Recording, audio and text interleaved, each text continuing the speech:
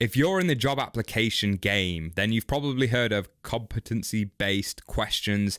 And if you've heard of them, it's very likely, fingers crossed, that you've heard of the STAR method as a technique to answering those type of questions. The problem is that STAR method by itself, without any supplementary guidance, it's just insufficient as a technique to deliver the best results. So in this video, I'm going to introduce what I call the STAR 2.0 method, which introduces my supplementary guidance to best use that technique to deliver the best possible answers. Guys, it's nice to have you back on the channel. If you're new here, my name's Taz and I'm a future trial lawyer based in the UK. So for the past 3 videos, I've produced one on researching an organization, the proper technique for that. I've also included a Notion template for that. Previous video was what I call work experience mapping, which is how you go about mapping your work experience onto a particular job role. Again, there's a template for that. And this video is the STAR method 2.0 template, for which is going to be in the description below. For those of you who don't know, competency-based questions, or CBQs, otherwise known as situational questions, what they are is essentially questions designed by an employer to ask a candidate to establish whether they have, from their previous experience, the skills required to do the job that they're applying for. These type of questions tend to come up on a job application like this. They'll say, tell me about a situation where something's happened. Describe a situation where Y happened. Give me an example of when you've done X. What do you do when you're faced with Y? These type of questions are how they present themselves, and they're basically presenting you with a problem to see what approach you take to deliver a solution. The point is that when these come up in an application, a bell should be going off in your head, and the first question you should be asking yourself is the question I'm being asked a competency-based question? And if it is, you should instantly be thinking STAR method. Let's have a look at the technique itself. The first part of the technique is S. S is for situation, which is essentially you setting the scene to give the necessary details of an example that you're going to try and present in answering this question. After that, you have task, which describes what your responsibilities were in that situation. Then you have action, which is explaining exactly what steps you took to address the problem. And then you're ending with the result, which shares the outcome achieved by your actions and exactly what you took away or learned from that particular experience. That's everything that we've been taught about the STAR method. That's it. Just use the STAR method. STAR. Great. It's not enough. So in this video, we are going to look at how to best use that technique to create sharp, effective answers that get to the root of what the employer is looking to see.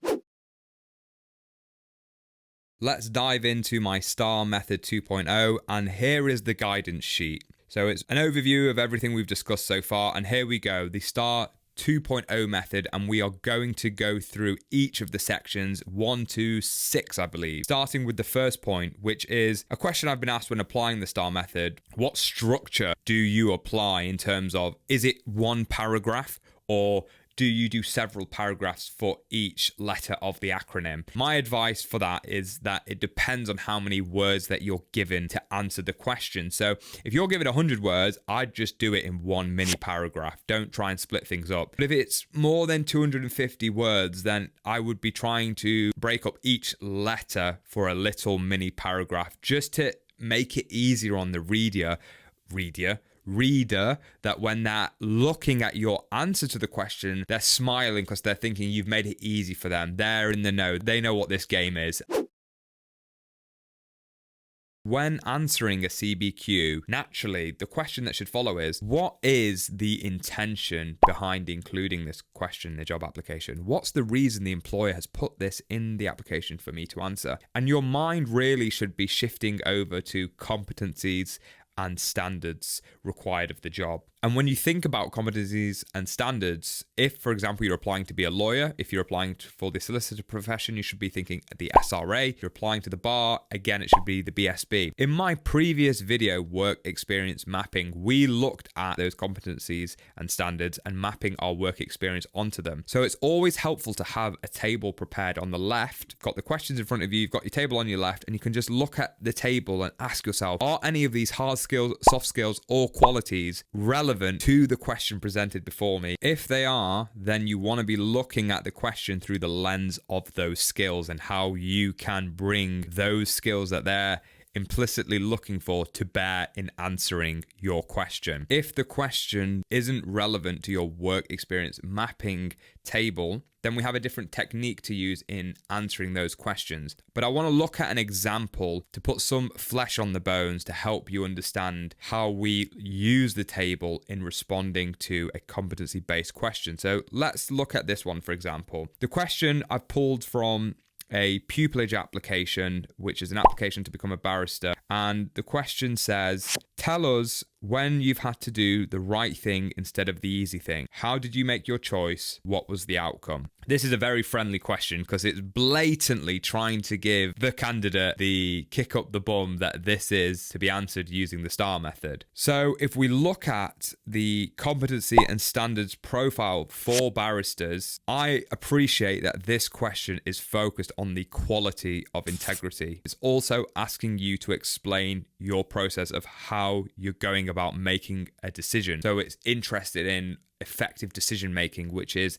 another skill required of barristers. So that's just a bit of an idea about how we go about using our work experience mapping table to answer competency-based questions. There are just a couple pieces of helpful information to keep in mind with the STAR Method 2.0. To finish the video, we are going to go through each of the letters of the acronym S, T, A, and R, and I'm going to give you the supplementary guidance that I've created that's going to help you best use this technique. Now that we are looking at the question through a competency and standards lens, we're going to ask ourselves, if this question relates to those areas, those skills, let me look at my work experience mapping table and choose the very best possible piece of experience I have that has an example within it that can demonstrate the skills that they're looking for to answer this question. If the question that they're asking does not relate to your table, then the next question for you to answer is, what is the best possible situation I can produce for this example? The problem becomes a lot of candidates, they fall down during the selection process of a situation. They may think, okay, I've got a situation for that, but it hasn't gone through a rigorous selection process to find the absolute best situation. And sometimes situations put forward are just silly, or they show your age, or they don't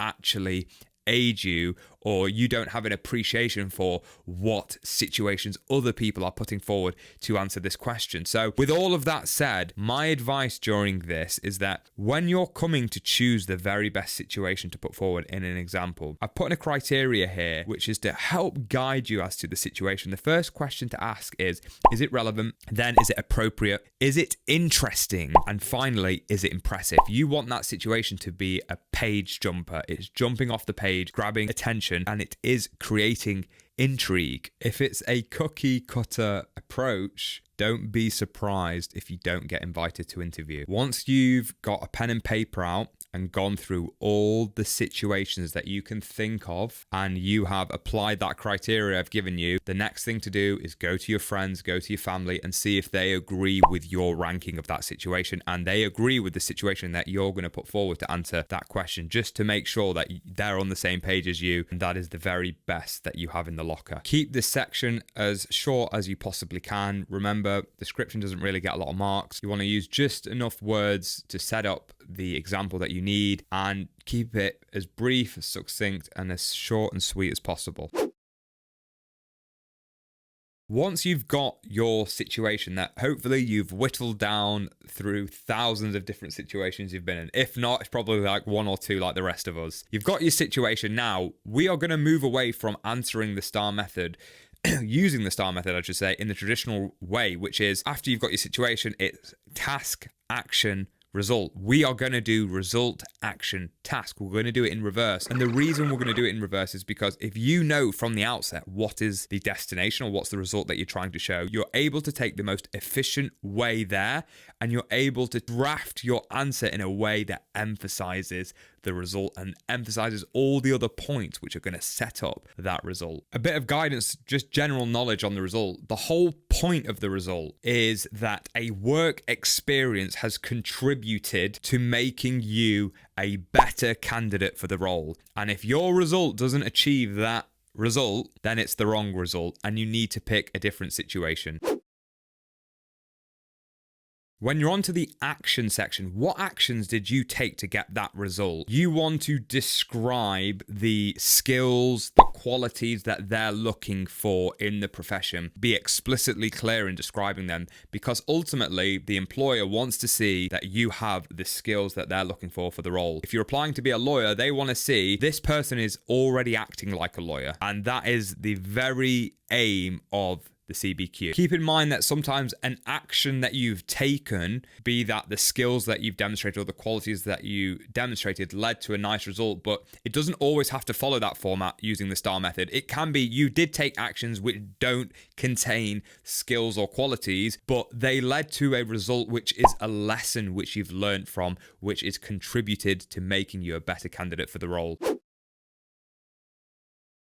Finally, the task. You need to be extremely clear on what the purpose of the task is. And the task is essentially for you to demonstrate ownership or responsibility of the situation and essentially create a direct link between the actions that you're about to take and the results that you achieved. As you can see here, I've put the task is not the place to be the white knight, to be Mr. or Mrs. Modest, to hang on the fence about how involved you were or try to be the good person who's sharing the responsibility for the result or the responsibility for the situation. It's for you to take complete ownership of that situation, for you to be responsible for that outcome. It's the place to create the cause and to own that result. You're here to get the job. You need to be modestly confident. Don't blow the roof off with how it was all you and you were the star of the day, but put across in a respectful, modest and firm way that this situation was squarely on your shoulders and you came through at a time